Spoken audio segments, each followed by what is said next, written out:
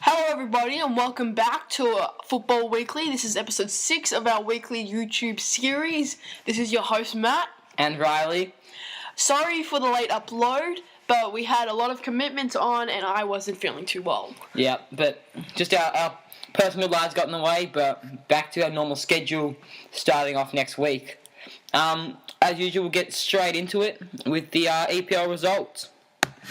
And to open the round, Manchester City took on West Brom at the Etihad Stadium. Manchester City came out on top 3-0 with Boney, Fernando and Silva scoring the goals for City. Tottenham hosted Leicester City at White Hart Lane in an extremely exciting encounter. The final score was 4-3 to the hosts. Harry Kane kicked a hat-trick including 64th minute penalty, and Jeffrey Schlupp scored an own goal in the 85th minute. Leicester's goals came through Vardy, Morgan and Nugent. Stoke City then took on Crystal Palace, and the game ended 2-1 in Crystal Palace's favour. Diouf opened the scoring for Stoke before Glenn Murray and Wilfred Zaha scored 2 goals in 5 minutes to get Crystal Palace over the line. Southampton hosted Burnley at St Mary's Stadium. The final score was 2-0 to the hosts, with a first half goal from Shane Long, backed up by an own goal from Jason Shackle in the 58th minute. Newcastle took on Arsenal at St James Park, and Arsenal were the victors, with Oliver Giroud scoring 2 goals in 4 minutes before Moussa Sissoko scored in the 49th minute. Aston Villa hosted Swansea at Villa Park. The final score was 1-0 in Swansea's favour, with Bafétimbi Gomis scoring in the 87th minute. West Ham then took on Sunderland at the Boylan Ground, and the game ended 1-0 to West Ham's favour, with Sacco scoring in the 88th minute. Liverpool hosted Manchester United in the game of the round at Anfield. The full-time score was 2-1 to the away side, with Juan Mata scoring a brace before Daniel Sturridge's 69th minute closed the deficit. Hull City then took on Chelsea at the KC Stadium. Chelsea came out on top 3-2, but not very convincingly. After Eden Hazard and Diego Costa scored in the first 10 minutes of the game, Ahmed El Mohambi and Abel Hernandez scored within 2 minutes for Hull, before Lockridge Remy scored in the 77th minute to seal the game. QPR hosted Everton at Loftus Road. The full-time score was 1-2 in Everton's favour, with Eduardo Vargas scoring for the hosts and goals from Seamus Coleman and Aaron Lennon for Everton. Now on to the Bundesliga.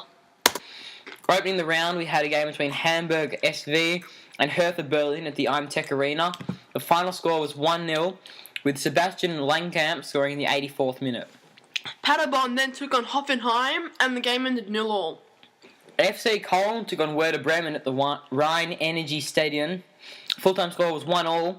Matthias Lehmann scored in an 88th minute penalty for FC Köln, and David Selk scored in the 27th minute for Bremen. Stuttgart then took on Frankfurt at the Mercedes-Benz Arena. The game ended 3-1 in Stuttgart's favour, with Daniel Ginzig scoring 2 goals and Alexandru Maxim scoring 1 goal for Stuttgart, before Haris Severovich scored for Frankfurt in the 51st minute. Freiburg hosted Augsburg at the Maid-Solar Stadium. It was a 2-0 victory for the hosts. Jonathan Schmid scored in the 71st minute and Niels Peterson in the 84th. Hannover 96 took on Borussia Dortmund at the HDI Arena. Borussia Dortmund came out on top 2-3, with Pierre-Emerick Aubameyang scoring two of the 3 goals for Borussia Dortmund, and Shinji Kagawa scored the other one, while Lars Stindl scored the 2 goals for Hannover. Schalke hosted Bayer Leverkusen at the Veltins Arena. Leverkusen came out on top 1-0, with Karim Belabi scoring in the 35th minute.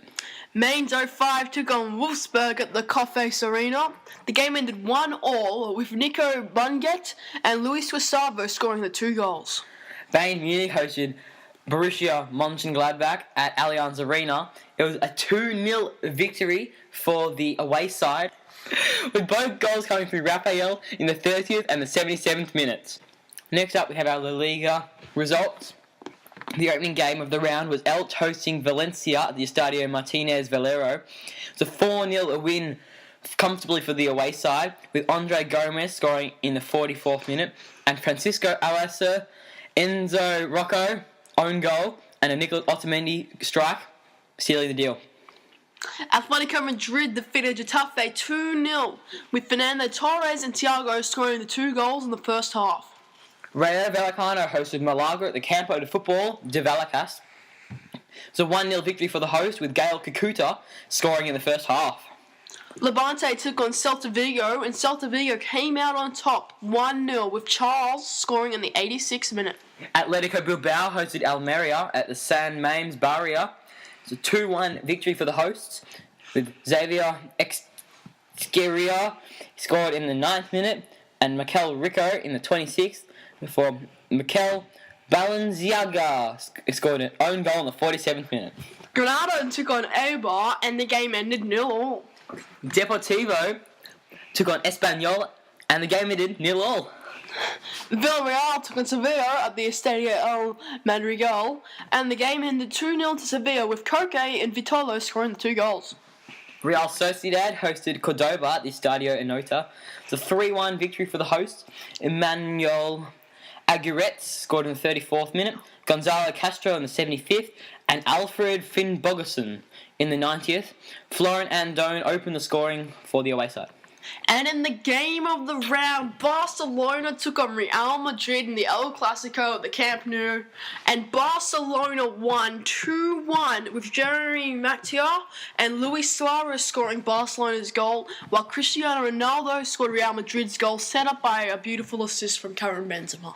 And what a game that was.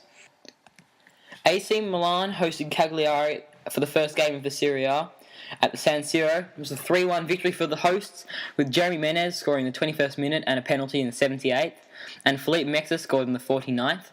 Thiago Ferreira scored in the 47th minute for the away side. Juventus then took on Genoa at Juventus Stadium. It was a 1-0 victory for the host, with Carlos Tevez scoring in the first half. Sampdoria took on Inter at the stage Luigi Ferraris. It was a 1-0 victory for the hosts, with Ede scoring in the second half. Lazio played out a 2-0 victory over Hellas Verona at the Stadio Olimpico. Philippe Anderson scored in the 5th minute, and Antonio Candreva scored in the 45th. Udinese hosted Fiorentina at the Stadio Friuli. It was a 2-2 draw, with Mola Wagyu and Panagiotis Kone scoring for the home side. Mario Gomez scored 2 goals in the space of 3 minutes for Fiorentina. Napoli took on Atalanta at the San Polo, the 1-1 draw, with Duvan Zapata scoring very late on in the 89th, and Mauricio Pinella scoring also in the second half for Atalanta. Now on to the Liga, and PSG took on Lorient at the Parc des Princes.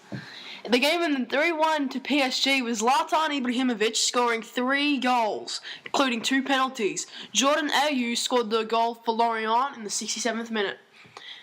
Lyon then took on Nice at the Stade Gerland, and Nice came out on top 2-1, with Carlos Eduardo and Valentin Esserich scoring the 2 goals, while Maxime Gonzalez scored the penalty for Lyon.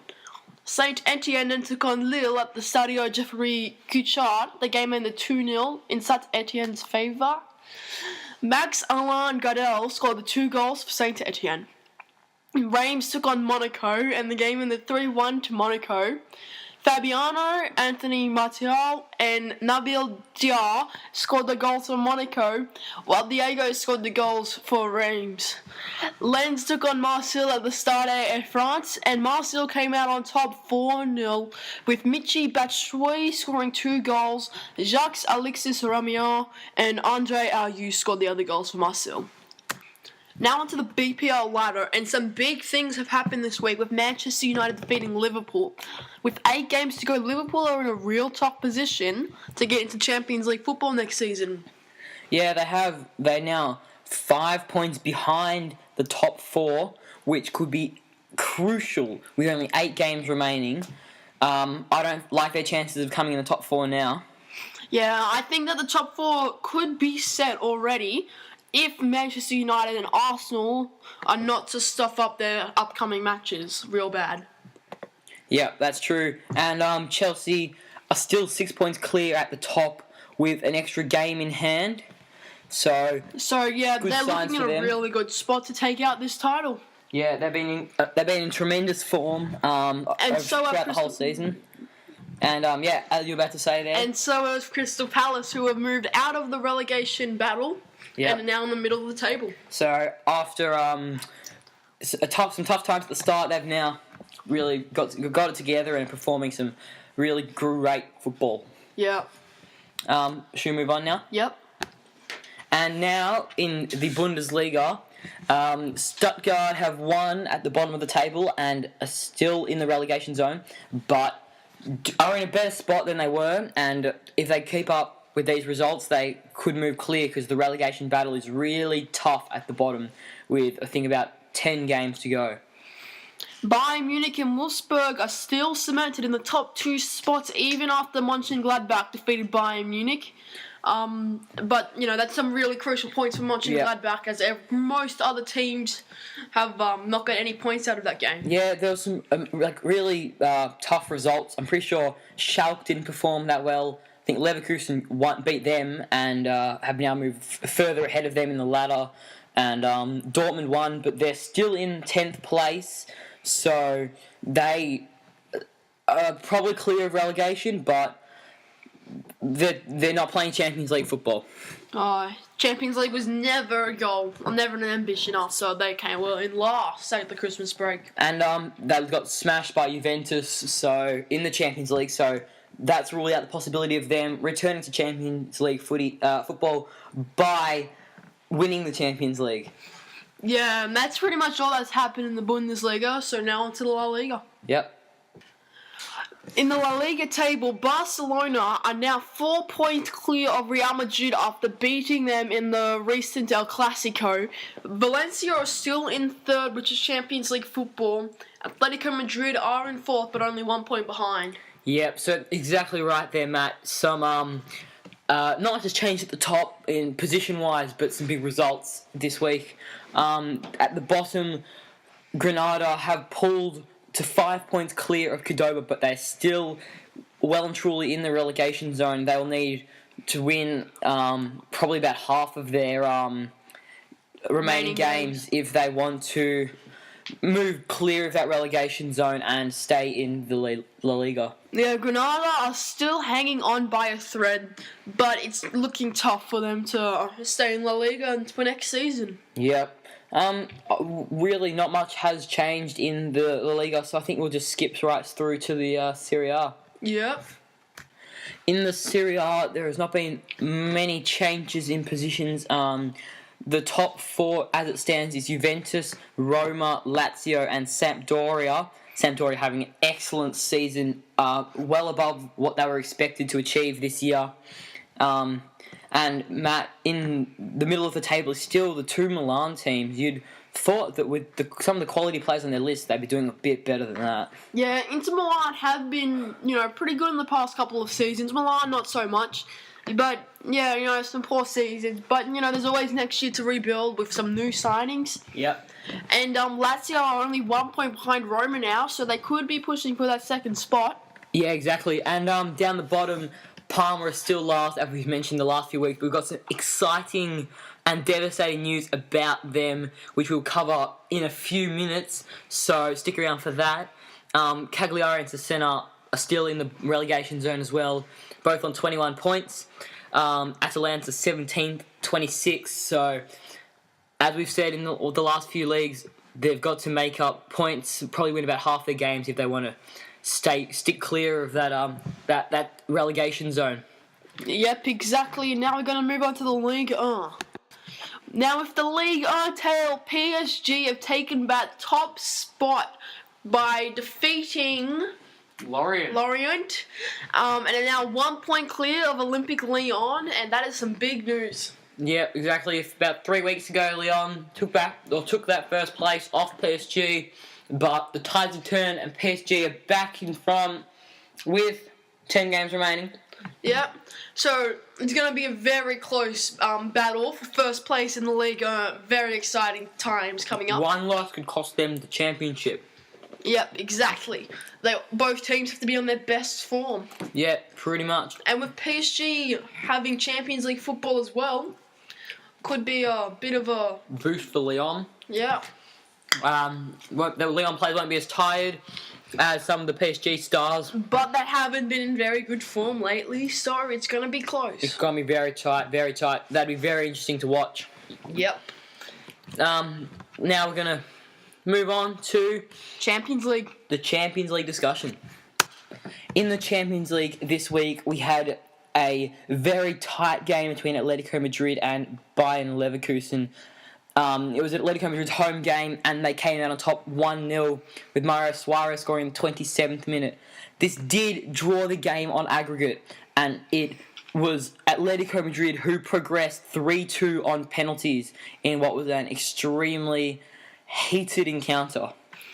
Monaco then took on Arsenal at the Stade Louis too. And Arsenal won the match 2-0 with Oliver Giroud and Aaron Ramsey scoring. But they ended up losing 3-3 on aggregate, with Monaco winning on away goals. Yep, that's exactly right. And Barcelona took on Manchester City at the Camp Nou. The full-time score was 1-0 with Ivan Rakitic scoring in the 31st minute. The full-time score, however, was in Barcelona's favour, 3-1. And Barca probably did deserve to win with the style of football they played. Borussia Dortmund then took on Juventus, and Juventus won the match 3-0 with Carlos Tevez and Alvaro Morata scoring the goals for Juventus. And they ended up winning on aggregate 5-1, ended up smashing Borussia Dortmund. Yeah, so that was really disappointing for Dortmund, who are struggling in the Bundesliga. So these fixtures for the quarterfinals of the Champions League are as follows. Paris Saint-Germain will play FC Barcelona. I personally reckon either side could get through, just depending on how they play on the day. Yeah, it's exactly right. Although Zlatan Ibrahimovic will be missing for, I believe, the first leg of that game, which it looks like here PSG will be the home side. So that will be a very interesting encounter. Atletico de Madrid will take on Real Madrid in the Madrid derby in the quarterfinals. It'll be a very, very heated and exciting match. Personally, I think Real Madrid will pull through on this one. I do too, yep. I think they have the quality and talent to get over the line. FC Porto host Bayern Munich. Porto probably being one of the weaker sides left in the competition, face Big Arse travelling to Bayern Munich, and I do believe that Bayern Munich will get through, and it should be fairly simple for them, but we'll see how it goes. Yep. Juventus will take on AS Monaco, and I think Juventus will cruise through this one. Monaco aren't really the greatest team, and I mean, they took on Arsenal, who aren't really the greatest team. So yeah. We will go into more detail about these matches the week before they happen. Yep. And in some breaking news, Parma have gone bankrupt, and they have been required. All the other clubs in the Serie A have been required to pay them a certain amount of money so they can play out the season. And yeah, it's completely shocking news. Like, you'd never think that a club like Parma would go bankrupt, but it has happened, and a lot of their officials and backroom staff have been arrested for a whole lot of different reasons. All the details haven't been announced yet, but this is shocking. And along with that, Toronto FC owners to buy Parma. It is reported that group interested in buying Parma is also behind Toronto FC and the Toronto Raptors. So yeah, some famous sporting clubs there looking to buy Parma. So yeah, it's really interesting news, and we'll have to see how this unfolds. Yep. So we'll keep you up to date with that along the way. Yep. What's up next, Matt? Next will be some transfer news.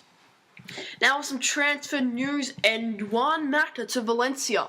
Spanish club interested in bringing the Spaniard back home The Manchester United midfielder, who is likely to be the subject of a $20 million bid in the summer, is most commonly used off the beach or as a replacement for an injured star, yet usually plays very well when given the chance. Second bit of news, Petr Cech from Chelsea, possibly moving to Arsenal. The Gunners are interested in the Chelsea goalkeeper, who now plays second fiddle to Thibaut Courtois. The Czech Republic stalwart is a very good goalkeeper and would be the Gunners' number one for sure. Chelsea want 20 million euros or pounds I think for the keeper, which may deter the Gunners. David Alaba to Real Madrid. Madrid line up a big money summer move for the Bayern defender. The Austrian is widely regarded as one of the best young players in the world and is a great set-piece taker. Romelu Lukaku of Everton to Wolfsburg. Bundesliga challengers prepared to make a £33 million bid for the Everton striker. The Belgian made a big money move from Chelsea in the summer, but has an average season. Matt Hummels to Manchester United. United may finally be in the clear to sign the defensive rock, as Borussia Dortmund say they are open to offers. The German has been involved in transfer rumour upon transfer rumour over the last 6 months, and this could be United's opening. That is it for transfer news this week. We are going to move on to goals and saves of the week. This week's saves of the week in the Barclays Premier League start off with Julian Speroni of Crystal Palace versus Stoke. He made a terrific one-on-one save against Stephen Ireland's shot from very close range. That was a great save. Fourth, we have David Spinner in the Arsenal versus Newcastle game. The shot is deflected as he dives into the bottom corner, and he saves it with his legs. So extremely good save because it takes a lot of effort to change direction when you've already started diving. Then we have, in third place, Boaz Mahil in the Manchester City versus West Brom game. He made a lovely save in the top right-hand, or top left-hand corner, I think it was, with one hand, tipping it over the crossbar, so that was a great save. Then we have Kelvin Davis of Southampton, who made a extremely good save from a powerful shot close up, diving across to his right-hand side and touching it around the post. Then we have the number one save of the week. It was Thibaut Courtois, Chelsea, making a triple save, saving Ahmed El Mohammedi's shot, followed up by the next two shots from Hull City, and it's amazing to think that Hull did not score then, because really they should have. So that was some outstanding saves from Courtois, and now we have the goals of the week. Coming in at number 5 is David Nugent for Leicester City against Everton, and it was a lovely goal starting from the goalkeeper, sprinting across the pitch, and just a lovely finish in the end. And then fourth is Wilfred Boney from Manchester City. Lovely touch off the deflection from the previous shot, and then he just powered it into the top right corner. And coming in number 3 is Eden Hazard with some lovely dribbling work, and then took a shot, crossed the goal into the top right corner. Coming in number 2 is Seamus Coleman for Everton with a very powerful shot coming off the crossbar. The post, the far post. The far post and to the top of the net. Lovely goal. And then number 1 is Juan Mata from Manchester United after a lovely bicycle kick across the goal. To start our team of the week, we have Kelvin Davis from Southampton in goalkeeper. He was subbed on very early after an injury to Fraser Forster, and he did keep a clean sheet from then on. In left back, Matt, we have Docker, and he scored 2 goals in a 3-1 victory as a substitute who came on in the 61st minute, at which point his team was down 1-0. And then centre-backs, Matt. Our first centre-back is Nicholas Otamendi, who scored a goal and had an overall great game as Valencia hammered Elche by a score of 4-0, which saw them go third in La Liga BBVA table. Yep, and Gerard Piqué had an amazing game and made some really important tackles, which allowed Barcelona to win. And Seamus Coleman Scored the opener and assisted Lennon for the winner as Everton earned a 2-1 win over QPR. Everton really needed that win after the exit from Europa League, and Coleman gave it to them. Alright, and now we have our midfield starting off with Max Alain Gradel. He scored 2 goals as St Etienne went on to win 2-0 against 10-man Lille. And then in the centre of this formation we have Saponara, who played an outstanding game, scoring 2 goals in Empoli's 3-1 win against Sassuolo. And then we have Juan Mata for his 2 goals away against Liverpool for Manchester United. In Cam, we have a striker. We have Harry Kane, who scored his first ever Premier League hat-trick. And he played outstanding in that 4-3 victory for Tottenham. And our first striker is going to be Zlatan Ibrahimovic, after he scored a hat-trick against Lorient, which saw PSG go first in the Ligue 1 table. And then our second striker is Raphael from Borussia Mönchengladbach. After Borussia Mönchengladbach won against Bayern, Raphael scored 2 vital goals, which earned Mönchengladbach a 2-0 win. Yep, so that is our team of the week for this week. And that is also our episode for this week. Yep, we hope you had enjoyed our episode, and we'll see you next week. Please make sure to like, subscribe, and share this with your friends. Alright, catch you next time. Okay, guys, and we're extremely sorry about this, but this week we have had to merge our episode with last week's episode due to the international matches.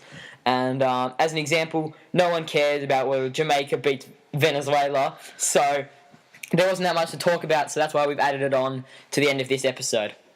And next week there probably will not be an episode because I will be away. But the week after that we will bring you an episode. Yeah, exactly. So let's get into it. Yeah, so we'll be doing the Euro qualifiers and international friendlies. The Euro 2016 qualifiers are first up. First of all, Spain played Ukraine at the Ramon Sanchez Pizjuan. It was a 1-0 victory for the host. Alvaro Morata scored in the 28th minute.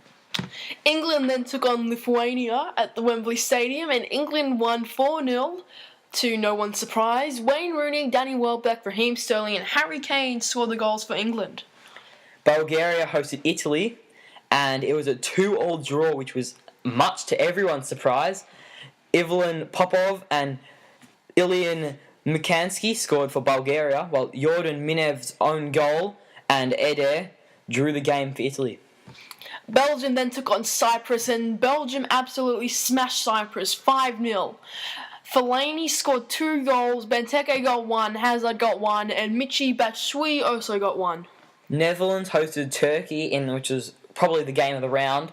Klaas-Jan Huntelaar saved a late point for Netherlands with a 90th minute goal after Burak Yilmaz put the away side in front in the first half. Georgia then took on Germany at the Dinamo Arena, and Germany came out 2-0 to no one's surprise, with Marco Reus and Thomas Müller scoring for Germany. Portugal hosted Serbia. It was a 2-1 victory for the host. Ricardo Carvajal and Fabio Coentrão scored. Nemanja Matic scored for Serbia. Hungary then took on Greece, and the game ended 0-0. Ireland took on Poland at the Aviva Stadium. It was a 1-1 draw. Slamoria Pesko scored in the 26th minute for the away side before Shane Long equalised in the 90th minute. And now with the international friendlies, Denmark hosted the USA at the Energy Park. It's a 3-2 victory for the host, with Nicholas Bentner scoring a hat-trick. Josie Altidore and Aaron Johansson scored for USA. Germany took on Australia, and much to everyone's surprise, the game ended 2-2. Marco Reus and Lucas Podolski scored the goals for Germany, while James Troisi and Mil Jedinak scored for Australia. Scotland hosted Northern Ireland in which was a close encounter. Christoph Berra scored the winner for Scotland in the 85th minute. Bahrain hosted Colombia, and Colombia won 6-0. Carlos Bacco opened the scoring in the 15th minute. Scored 2 goals in the 32nd and 36th minute before Adrian Ramos scored a goal in the 59th. Johan Mojica scored in the 79th, and Andreas Rantarea finished the scoring in the 82nd. Then Iran played Chile. It was a 2-0 victory for the hosts. Javad Nakunam scored in the 21st minute, and Vahid Amiri scored in the 50th. And in what should be the game of the round, Brazil took on France, and Brazil came out on top 3-1. Rafael Varane scored for France, before Oscar, Neymar, and Luis Gustavo all got a goal each for Brazil. El Salvador hosted Argentina. It was a 2-0 victory for the away side. Nestor Raul Renderos scored a 54th minute own goal, and Federico Mancuello scored in the 88th minute. Mexico then took on Ecuador, and Javier Hernandez scored for Mexico, which ended the game 1-0. Brazil hosted Chile, and Roberto Firmino scored in the 73rd minute for the hosts. France then took on Denmark, and they won 2-0. Alexandre Lacazette and Oliver Giroud scored for France. That will be it for the matches this week. Now on to the International Team of the Week. So starting off in goals, we have Subasic for Croatia. He saved a penalty and made a lot of great saves in Croatia's 5-1 victory. Then in our centre-backs, we have left-back Fabio Coentrão from Portugal, who scored a goal and assisted Portugal's other goal in their 2-1 victory. We also have Ike Opara from America, who scored a goal and kept a clean sheet, playing in the centre of defence. And Pekarik of Slovakia, I believe that is, who scored a goal as a right-back. And then at right mid, we have Gareth Bale, who scored 2 goals and an assist playing at striker in Wales' victory. Next, we have Junuzovic from Austria, who got a goal and an assist. And then we have Fellaini, who got 2 goals. And then at left mid, we have Shaqiri, who got 3 assists. Our cam is Stephen Fletcher from Scotland, who scored a hat-trick. And our 2 strikers are Nicholas Bentner, who scored a hat-trick, and also Edin Dzeko, who also scored a hat-trick. So that ends the Team of the Week for the international games. And that also ends the episode for this week. Yep, so hope you enjoyed, and we won't see you next week, but we will see you the week after. Stick around.